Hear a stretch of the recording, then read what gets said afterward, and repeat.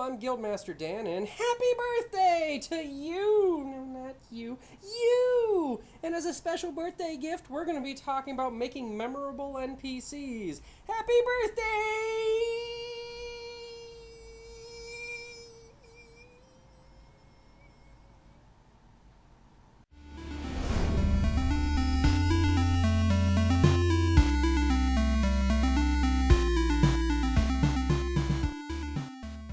Something that a lot of GMs out there tend to do is kind of underestimate the importance of NPCs.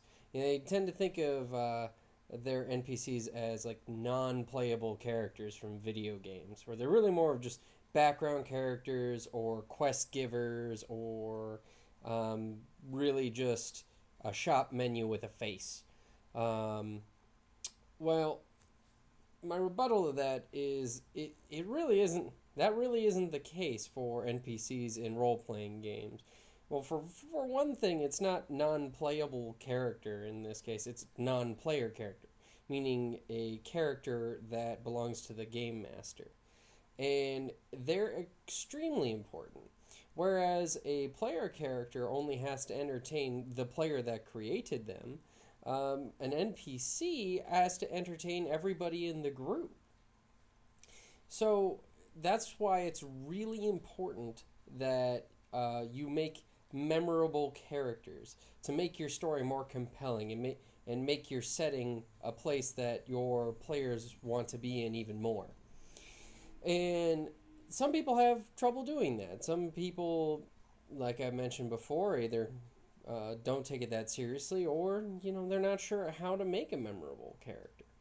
Well, there are ways to do it, and my advice is that the first thing is to get your character's personality down.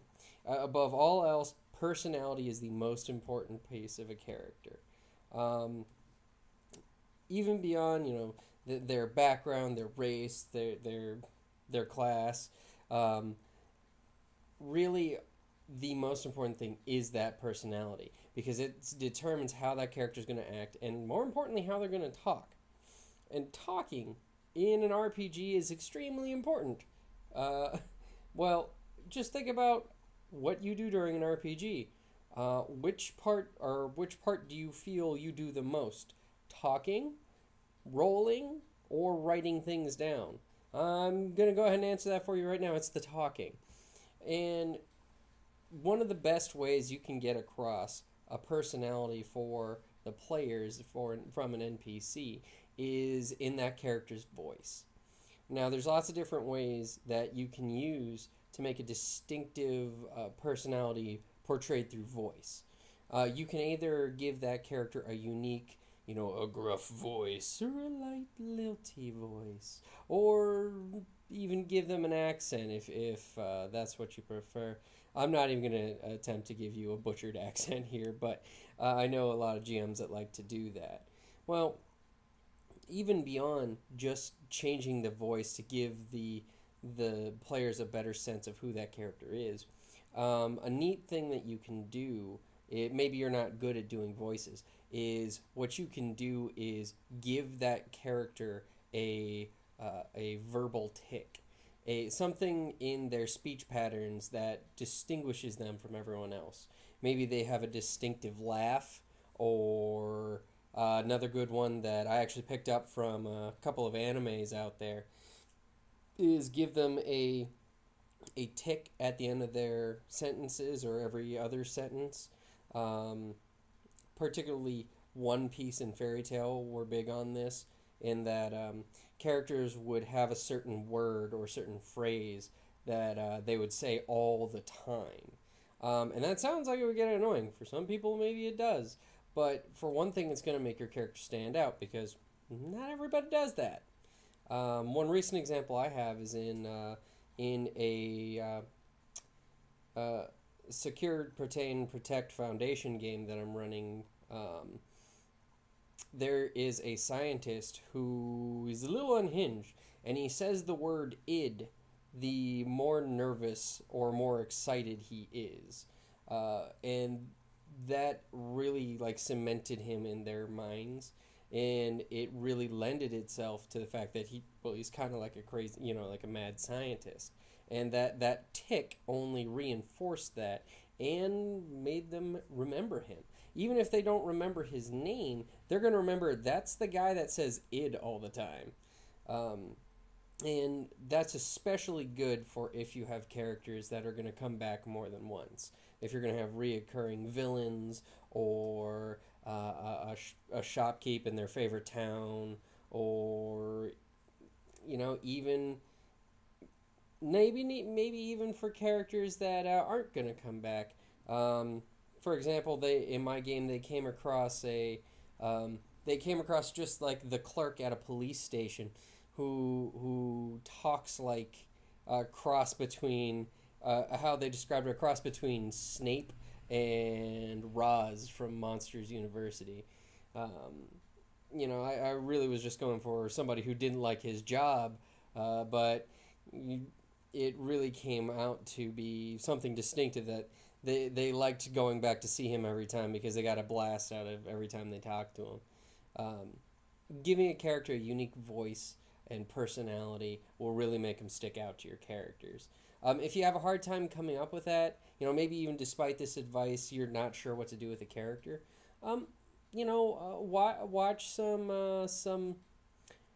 Watch some anime or some movies or some video games, and find a character that you feel has a distinctive personality that would fit well in your game, and steal the freaking character. Or you don't even necessarily have to steal the entire character, but take their personality and their voice and put it into your game. It's great. It's an easy way for you to just introduce something in your game, and it can be a lot of fun coming up with the ways that you can work those characters into your game as well. Um, Great place to find those characters, especially since I mentioned distinctive voices and personality. Um, Animes tend to have a lot of characters that are over exaggerated, or have interesting ticks. They're a great place to find yourself interesting characters to pick up and plop into your game. Um, and there's as many genres of anime as there are role playing games, so it should be easy for you to find a character that'll fit into your setting. Now, beyond voice is the way that your character acts, which also is going to come from their personality. Now, you can use the voice that you've come up with for this character to help you inform like how they're going to act. For example, with the police clerk, he speaks in long, drawn out phrases, so he's going to be very slow moving and very bored a lot. Come across him like this often, because he's very drawn out. Or maybe somebody with a more lilty voice who's maybe a noble, will be more like Captain Jack Sparrow and have to flourish with everything he does.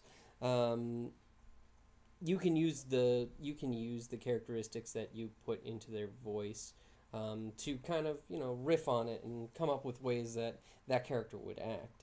Um, and acting is very important because you have to remember that if you're running a real world, your characters are people who have lives beyond their interaction with your players' characters. Beyond when those people come in, that one night to buy a beer and a room. Um, your tavern keeper, he's worrying about his daughter who is having a love affair with the local lord's son. Um, they have lives, and their personality um, will inform how they act about that.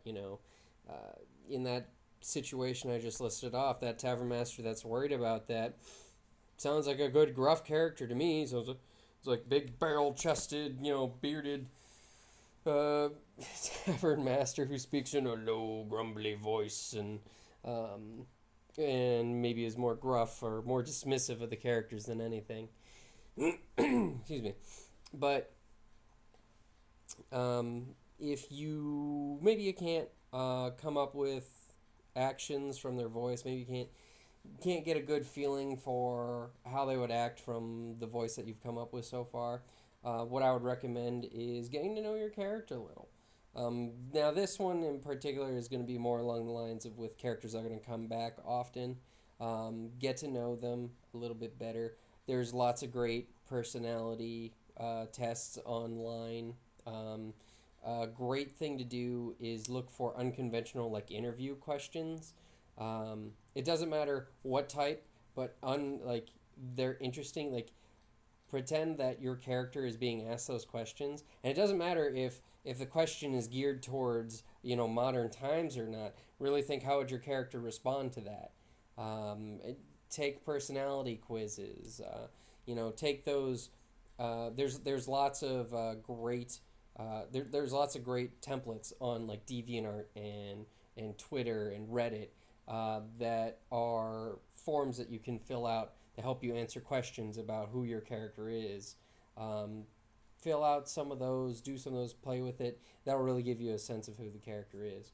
Now, for like one-time characters that are no less important, um, but are the time that the player spend with them is so much shorter, you're just going to have to improvise. And if you have trouble doing that, we'll talk about that another day. But you're really going to have to come up with something. And if that means stealing the character from another show or something, that's just what you're going to have to do.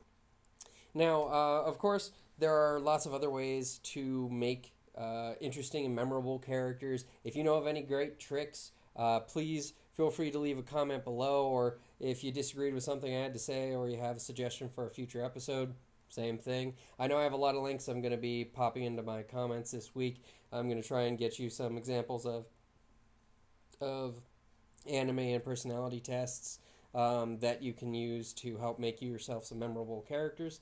And as always, thank you for watching, and we'll see you next time.